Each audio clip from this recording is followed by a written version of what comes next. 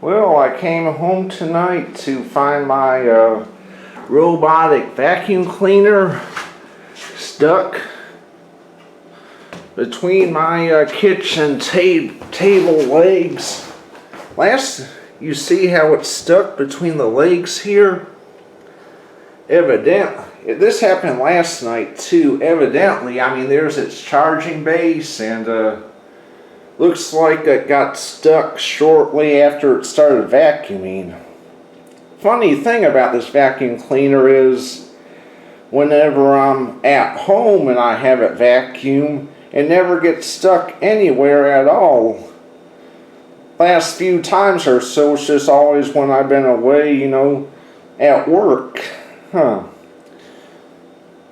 mean, it's most of the times when I get stuck, it's between this chair's legs.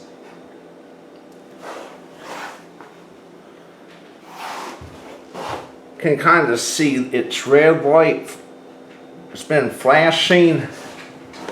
Has a message that says, "My bumper is stuck, please free it."